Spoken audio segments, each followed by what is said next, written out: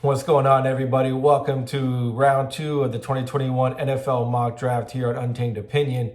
If you haven't checked out round one, go ahead and check it out. I posted it a few days ago. Go and check out to see who your team selected and why I put them into that particular slot. I will be giving a brief recap of who each team selected in round one before making the selection here in round two. And you can get an idea of why I selected a certain player here in round two for each team. Tomorrow, I hope to be joined by Fernando. Him and I will be doing a mock draft where he will be selecting the even number teams. I will be selecting the odd number teams. We did it last year. It was a lot of fun. We definitely threw each other some curveballs, so that's gonna be a lot of fun. Be on the lookout for that. That's why you want to subscribe. That's why you want to like the channel. That's why you want to hit that bell so you know when that video is coming out. All right. So without further ado, let's go ahead and get into round two of the 2021 NFL Mock Draft 1.0, round two. So, Jacksonville Jaguars. Jacksonville Jaguars are here at number 33. Okay. And you can see here in the first round, Trevor Lawrence and Christian Barmore were the selections. Trevor Lawrence was the obvious pick at number one. Everybody knows it. Christian Barmore, they need to have a big hole. They have a big need at defensive tackle. You have the luxury to do that. Now, with two picks here in the second round, pick number 33 and pick number 45, they do have the luxury of going in one direction or another. Will it be offensive lineman? Will it be a weapon? It's got to be something centering around Trevor Lawrence, okay? It's got to be someone that's going to help propel his future because he's going to be your future. It's very hard to get the number one pick unless you stink that bad. And I know Jacksonville doesn't want to stink that bad. So the best way is either to get a really good tight end, which they do need, or they get an offensive line to really help protect him so that he doesn't hopefully go through what Justin Herbert did and getting sacked 35 plus times and setting some kind of bad record that way. You don't want to have your rookie quarterback, get sacked that many times and potentially getting hurt. So at pick number 33, the Jacksonville Jaguars select offensive guard Wyatt Davis. The New York Jets. The New York Jets here at number 34. As you can see here, they selected Zach Wilson here at number 2 and Travis Etienne, the running back, at number 23. They do have one pick here in the second round. They do have 2 in the third round. So they got 3 picks in the next 2 rounds, which is pretty good. Normally teams would have 1 pick in each round. They did pick up some extra picks with the trade of Jamal Adams and other, with the Jamal Adams trades, how they picked it up. So the Jets could draft an offensive line here, and that would be a good choice. I think that would be the best choice. Last year, they selected Mekhi Becton, the offensive tackle, to be on one bookend. Here, they should solidify the other bookend. Teams are getting edge rushers. Edge rushers are at a premium. You got to protect your quarterback from those edge rushers. So that's what the New York Jets should do. The New York Jets, in this case, do that. And at number 34, the New York Jets select offensive tackle Tevin Jenkins from Oklahoma State. The Atlanta Falcons. The Atlanta Falcons, as I said in round one, their whole problem is defense. They were last in yards given up. They were last in total yards given up. Last in yards per game given up. They lost 9 games by 7 points or less last year, including some last-minute drives that resulted in a game-winning field goal or a touchdown like in the Dallas game. They need help on their defense. As you can see here in round one, they're solidified. Hopefully, they're shut down corner and Patrick Surtain in round one with the pick number 4. Although I do project they're going to drop back and accumulate some more picks here. Here at pick number 35, they should continue to address the defense. And that's exactly what they're going to do. So here at number 35, the Atlanta Falcons select edge rusher Azeez Ojulari from Georgia.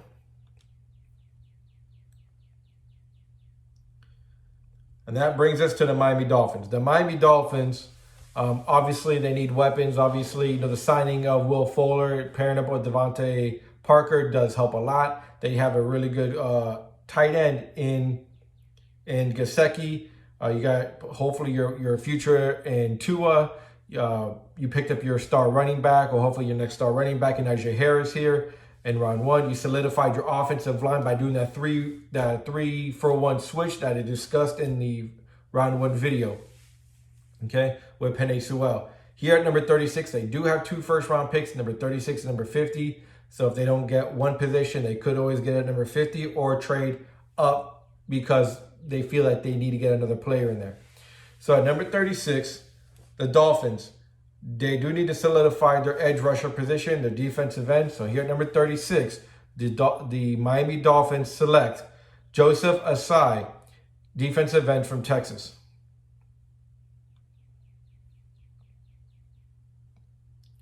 The Philadelphia Eagles. The Philadelphia Eagles did the smart thing. They did the right thing in selecting Devontae Smith in round one with their number 1 overall pick, or the number 12 overall pick, or their first round pick, to help stabilize that receiving core. Here, they need to stabilize the offensive line. In previous mock drafts, when they were at number 6, you could easily put a Penei Sewell there if he happens to slide there, because he could help stabilize that offensive line. Here, the Eagles do need to solidify that offensive line. As I mentioned, there's always first-round talent that gets slid into round 2 because you can only pick 32 players in round 1. You can't select every player in round 1, so there's always going to be those set of players. And this next player could definitely have round 1 potential, and just one of those things where he happened to slide into round 2. So the Philadelphia Eagles here, they address their offensive line. And at number 37, the Philadelphia Eagles select Alex Leatherwood, offensive tackle from Alabama. The Cincinnati Bengals. The Cincinnati Bengals I gave them, and I think they would too, is the pick of Kyle Pitts at number 5. Just opens up so many possibilities. I think Joe Burrow will be so much fun to watch. And Cincinnati Bengal football has the potential to be fun to watch for the first time in a long time. The franchise needs to turn it around somehow. If ownership cares, they will get Kyle Pitts here, give Burrow all the weapons they need. So the Burrow got a big weapon in round 1. They did get Riley Reiff in free agency. And all about the 2 signings were on defense. They could still use a defensive end and hopefully a star defensive end on that position. Linebacker could be an option here too. If there happens to be a linebacker that they feel is the best fit for their system, they can go for that linebacker. But here, of course, edge rusher is a premium. Edge rusher is the need. Edge rusher is what's going to be picked here. So at number 38, the Cincinnati Bengals select Jason Uwe. I'm not sure if I'm pronouncing that right. Jason Uwe, defensive end from Penn State. Carolina. In this particular mock draft, Trey Lance slid to number 8. I don't expect Trey Lance to slide past 4 or 5 because I think teams are going to trade up to get the top 4 quarterbacks, and he's one of the top 4. I don't think it's going to go past, but in this particular mock draft, since we're not doing mock trades, Trey Lance slid to number 8 to Carolina here in the first round. The Panthers need to address the wide receiver or a tight end with this pick. When the Panthers were most successful, they had an elite tight end. Think Greg Olsen. When Cam was at his best, he had a star receiver, but he also had a star tight end. Here, they're going to nab their next best star tight end and their next elite tight end, and hopefully that tight end for the next 5-10 years. And that is going to be here at number 39. The Carolina Panthers select Brevin Jordan, tight end from Miami. Now, I know what you're thinking. You're thinking, wait. The tight end from Penn State is ranked higher. He seems to be better. He's being talked about more than Brevin Jordan is. Brevin Jordan is lower on the scale there than, say a Pat Fairmouth or a Hunter Long from BC. Here's the thing is about Brevin Jordan that he does so much better than the other tight ends. He can pass block far better. He's a superior pass blocker than the other tight ends, and it's not even close. He's a better pass blocker than Kyle Pitts. Okay, that much is undisputable. However, he slid down because of past injuries, and he didn't put the things on the tape the NFL scouts would say, oh, that's definitely a first round pick. Because last year, before the season even started, Brevin Jordan was a first round pick. He was going in about the mid-teens. So right here is a steal. And right here is a great weapon for Trey Lance in the future. And him and Brevin can definitely get that connection. It's going to be a great connection for the future. So that's why Brevin Jordan goes above the other, right behind Kyle Pitts in my rankings of tight end. I know it sounds like a homer pick, but that's the reason why. The Denver Broncos. The Denver Broncos here at number 40. The Denver Broncos selected Micah Parsons in the first round with the 9th overall pick. Here, the Broncos still need to address their defense. They still have holes on their defense. Their offense, I really like their offense. I think they have one of the most underrated wide receiver groups in football. In my opinion, I think they're probably one of the top 5 groups. With Cortland Sutton, Jerry Jeudy, you have Noah Fant going up the middle with KJ Hamler in the slot. If they can get a viable running back here, that's fine. A running back is definitely an option here. Or they could wait until round 3 or make a trade later on. Here, they do need to solidify their defense because you're playing in the division of Justin Herbert and Pat Mahomes. So, with that being said, edge rusher is definitely a premium. Edge rusher is definitely a need here on Denver. So, at number 40, the Denver Broncos select Carlos Basham Jr., defensive end from Wake Forest. This brings us up to Detroit. At number 41, Detroit Lions selected Jamar Chase, the wide receiver at LSU, with the 7th overall pick in the first round. The Lions did get Perriman and Williams in free agency. Both of them are on 1-year contracts, which is why they had to get Chase. Swift and Hawkinson are their best offensive players, so that's why they had to get Chase. Their linebacker core is very suspect. And they could use another cornerback, another defensive back to play opposite of last year's first-round pick of Jeff Okudah. All right, they could definitely use another corner. It definitely helps in that particular division when you're going up against Aaron Rodgers and Devontae Adams and that wide receiver core, against Minnesota, against Justin Jefferson, and that wide receiver core. You're still going up against potentially a 2-3 wide receiver good set there in Chicago. So you need to get another corner opposite of Jeff Okudah. And that's exactly what the Detroit Lions are going to pick here. At number 41, the Detroit Lions select Efeatu Melifuanu, cornerback from Syracuse. I apologize if I butchered that name, that's the best way I can pronounce it. At number 42, the New York Giants. The New York Giants had probably one of the best free agency classes that I have seen in a long time. I mean, they hit so many nails on the head, and I think they really set up themselves to really compete and to win the NFC East and get that playoff spot, if not like a number 2, number 3 seed. They could definitely do that with this particular squad if Daniel Jones is up to it. Here, as you can see, in round 1, I gave him Caleb Farley. I know Caleb Farley has slid back in a lot of people's rankings. I still think he has every potential to be an elite corner. If they happen to go J.C. Horn here, that's particularly fine. If they happen to go edge rusher here at number 11, that's perfectly legit too. But they have to address their defense because their defense needs to match up with Dallas because Dallas is their main foe of winning that division. They can still get in the playoffs without winning the division, but winning the division so that they can get that home game. All right. So here at number 42, the New York Giants, the signing of Adoree Jackson still didn't sway me in round 1 to get a corner. Here, they need to solidify their linebacker core and a very good first-round talent.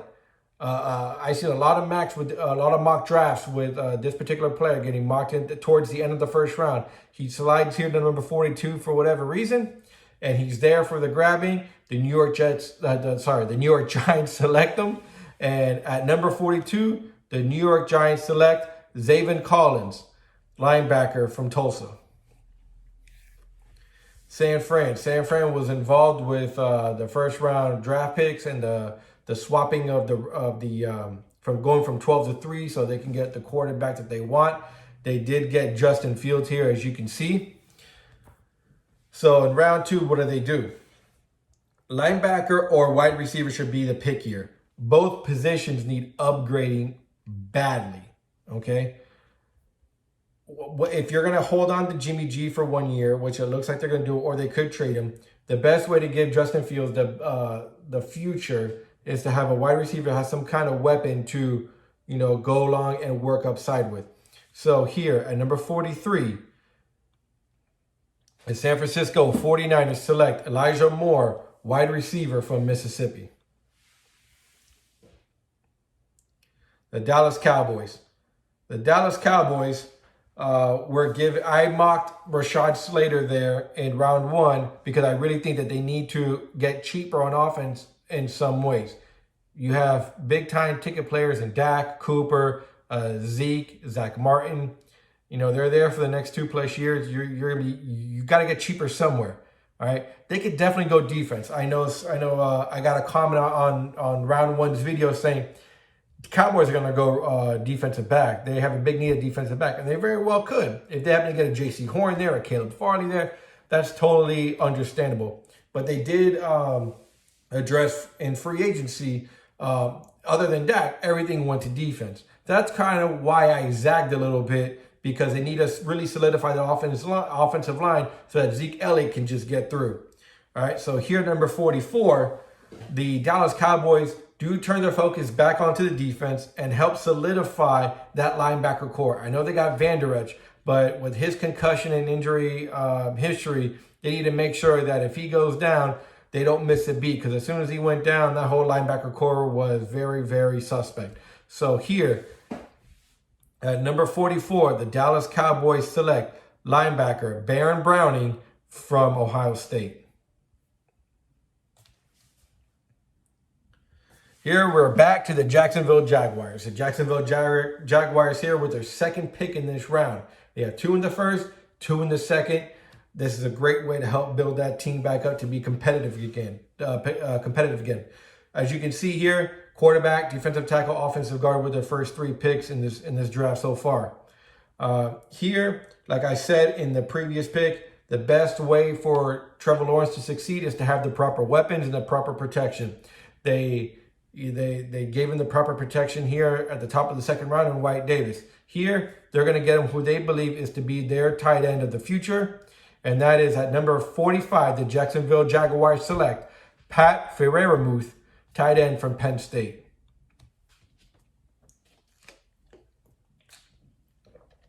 New England here at number 46. At number 46, as you can see here, they spent over about 150 or so $1 million in free agency. They got 2 of the top tight ends. Cam Newton they're still their quarterback for at least 1 year. So New England, there's a lot of talk about New England possibly trading for Jimmy G or going after a quarterback next year. Just write it out with Cam for 1 more year, see what he can do with proper weapons around him.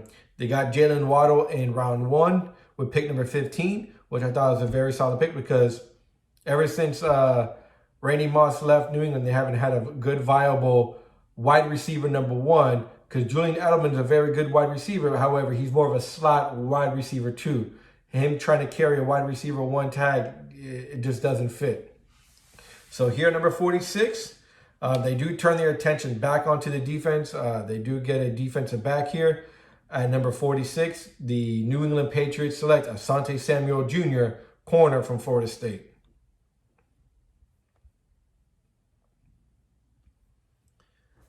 Number 47. Number 47, the LA Chargers. I think I called them San Diego Chargers in the video at some point in round 1. When I happened to hear it again, I was like, I didn't even dawn on me that I called them San Diego, because I'm so used to saying San Diego. But here they're the LA Chargers, the Los Angeles Chargers. In round 1, they did pick Elijah Vera Tucker. It's all about protecting Justin Herbert. If they happen to go another offensive lineman, totally justified, totally understandable, because Justin Herbert is your future. You still got 2 stud wideouts in Mike Williams and Keenan Allen. You got Jared Cook there in free agency. You still got Austin Eckler back there. You can solidify the offensive line. You can definitely go toe-to-toe there offensively with Kansas City, especially when you need to match scores. But hopefully with this pick, they're going to try and slow down Kansas City just a little bit so their offense can catch up. So at number 47, the LA Chargers select Levi Onwuzurike, defensive tackle from Washington. Again, another tough name to pronounce. The announcers for the Chargers are going to have a great time announcing that name. I'm sure they're going to come up with either a nickname or just call out his jersey number. Just call him Levi. All right. So now we move on to the Las Vegas Raiders. The Las Vegas Raiders here at number 48. All right. In the first round, they selected Jeremiah Owusu-Koramoah from Notre Dame, the linebacker. Here, they need to solidify their offensive line. They did sign some in free agency, but they also lost in free agency as well. They need to protect Derek Carr and open up running lanes for those running backs. So this should be a no-brainer here for John Gruden and his staff, solidify that offensive line. So at number 48, the Las Vegas Raiders select Liam Eckenberg, offensive tackle from Notre Dame. The Cardinals. The Arizona Cardinals at number 49. In the first round, they selected J.C. Horn. All right, they signed 4 offensive linemen in free agency to give Murray the much-needed protection. Round 1, they drafted a corner to upgrade the secondary because when they lost Patrick Peterson to free agency. With this pick, they need to give Murray a workhorse in the backfield. They don't have Kenyon Drake back there anymore. So here at number 49, the Arizona Cardinals selects running back Javonte Williams from North Carolina. This brings us to the Miami Dolphins. The Miami Dolphins, I know this particular team is dying for a weapon. They just want that wide receiver. They're like, how can you pick Penei Sewell? Well, rest assured, Dolphins fan, in my humble opinion, the best thing you can do for a young quarterback like Tua is solidify that offensive line. Get him the best wall possible. And if you could do a 3-for-1 switch like I explained in round 1 with Penei Sewell, that's the way you got to go. I know a big flashy weapon, but guess what? If Tua's on his back or Tua is constantly chasing himself or constantly being chased, he can't get the ball into the receiver's hands. The best way to do that is protect them. That's why you picked Penei Sewell. That's why you got Najee Harris. You also got Joseph Asai with pick number 36. Here at number 50, Dolphins fans, you finally get the weapon. You finally get a player that could definitely turn into an elite wide receiver in the years to come. He could definitely learn behind Devontae Parker and Will Fuller. And here at number 50, the Miami Dolphins select wide receiver Rondale Moore from Purdue. Washington. The Washington National Football Teams, or whatever they call themselves. In round 1, they selected Mac Jones at number 19. Now, in order for you to get Mac Jones, you probably got to trade up for that. But in this particular mock draft, obviously, he slid down to number 19 just because of other teams already had their quarterback. All right, so what do you do here at number 51? Washington got the QB to learn behind Fitzpatrick for most, if not all, the season.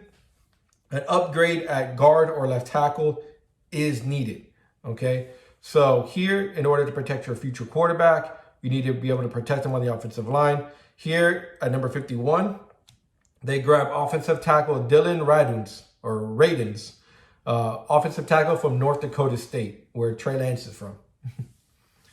The Chicago Bears, they did select their wide receiver. They upgraded their wide receiver core to play alongside Allen Robinson, because Allen Robinson is on a franchise tag, so he may be gone after this season unless they could work out an extension.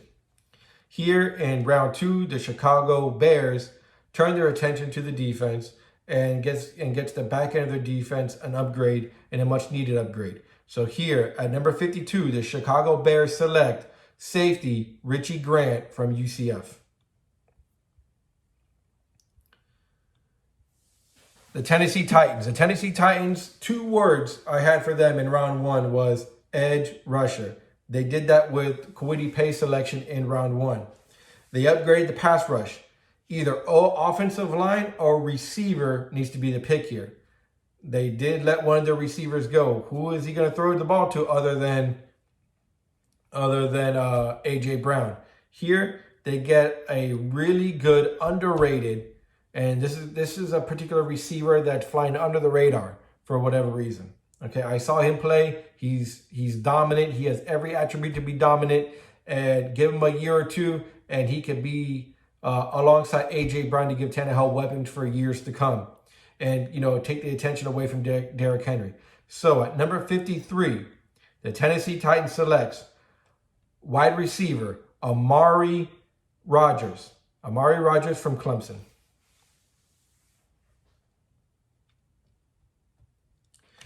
The Indianapolis Colts. The Indianapolis Colts selected Christian Darrisaw in round 1, as you can see here, to help solidify that O-line for Carson Wentz. All right. The Colts got Darrisaw.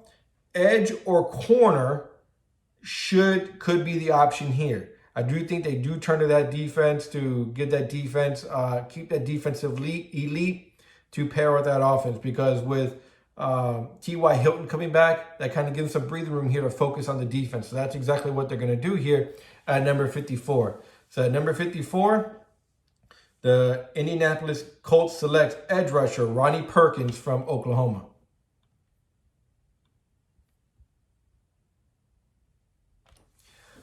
The Steelers, the Pittsburgh Steelers here at number 55. In round 1, they selected offensive lineman Samuel Cosmi. Pittsburgh needs a running back, okay? But obviously the top 2 running backs in round 1 were already gone, so they went offensive line, which was smart. Here, they're not going to miss out on an offensive line, on a running back. They need to get a running back. They need to get a cowbell. They need to get somebody that can still run the ball, because you don't want to have Roethlisberger throwing it all over the place 50 times a game. So what better way to do that than to get a running back that is badly needed? So at number 55, the Pittsburgh Steelers select Michael Carter, running back from North Carolina.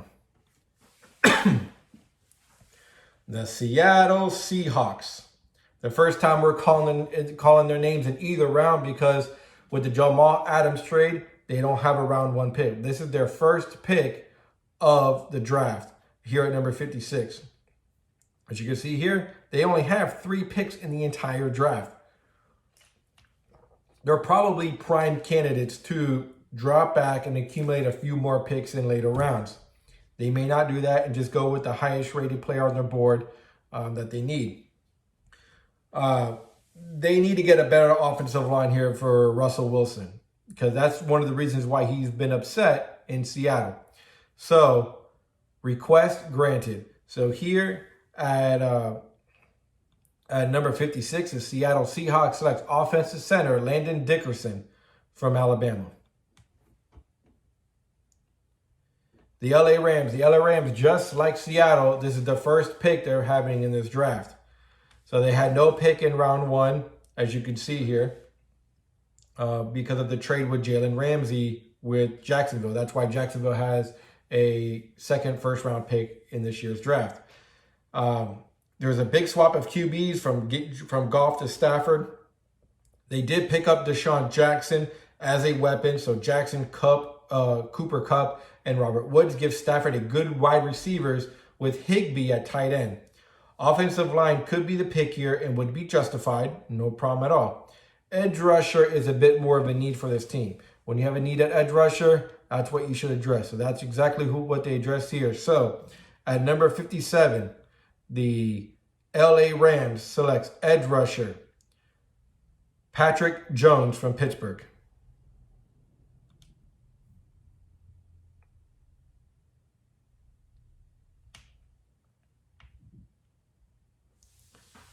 At number 58, the Baltimore Ravens. The Baltimore Ravens selected in round 1, as you can see here, Trevon Moehrig to help the back end of that defense. They drafted a big need in safety in round 1. In round 2, they need to get another big need. Okay, and their other big need is wide receiver. So with the Ravens grab a receiver here with pick number 58, the Baltimore Ravens select Amon-Ra St. Brown, wide receivers from USC.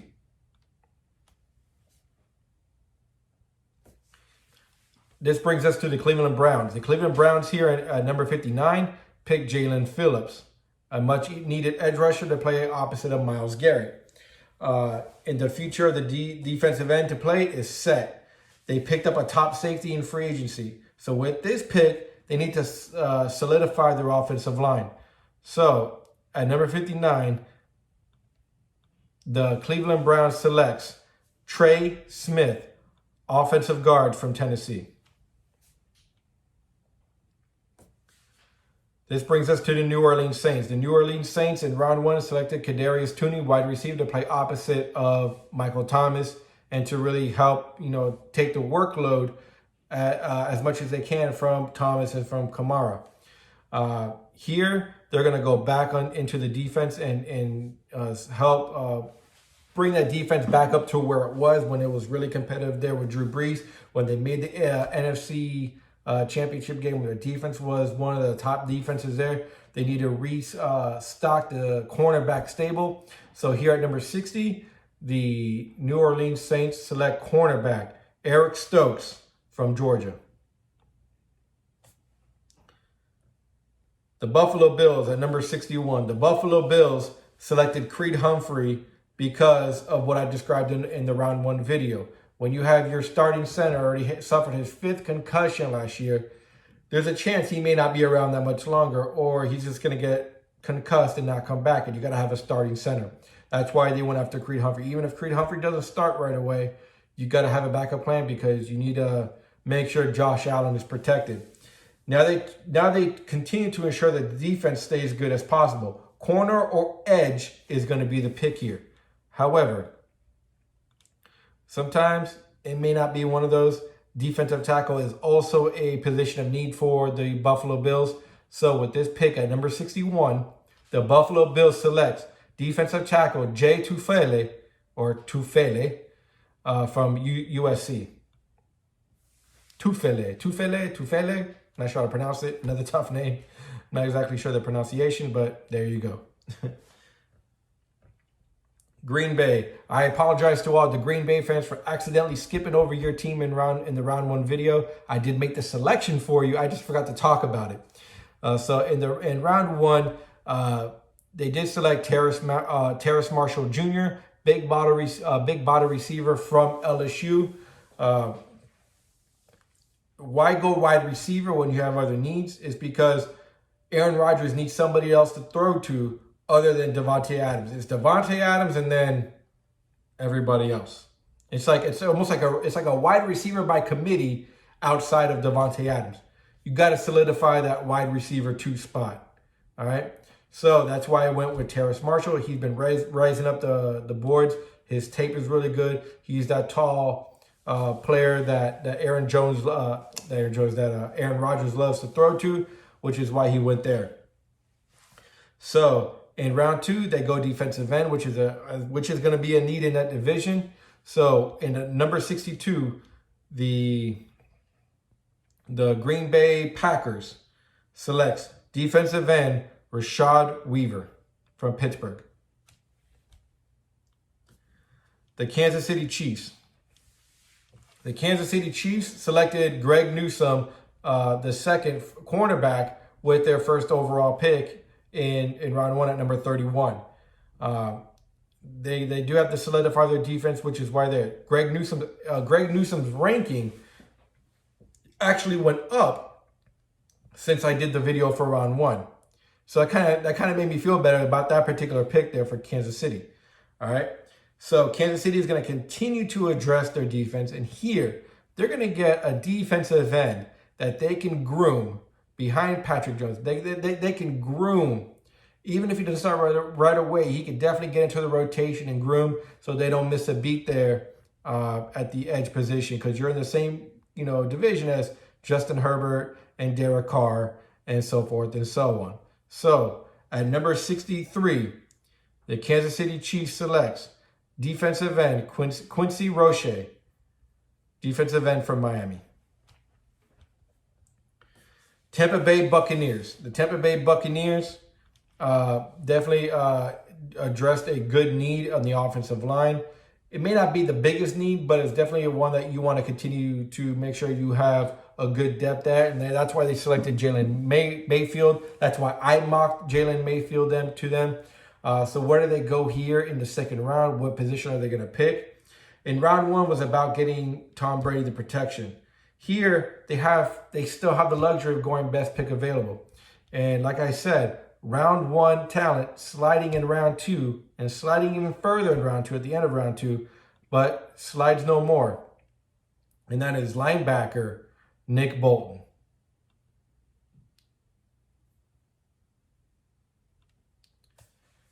So there you have it, round two. Round two gives you some surprises. Maybe you get some players. You could say how some players maybe will reach a little bit. What did you think? What did you think about your team? Tell me what team is yours. And did you like the pick? Didn't you like the pick? Who would you have selected? Leave your comments down below. Check out round one. Thank you for tuning in to round two. Check out the mock draft I will be doing with Fernando, aka Cholo, at 305 at Cholo 305 on your Twitter handle. We're gonna be doing a mock draft that will be coming out here in the next few days. Stay tuned, look out for that. That's why you want to subscribe. Hit that button, hit that like button, and hit that bell.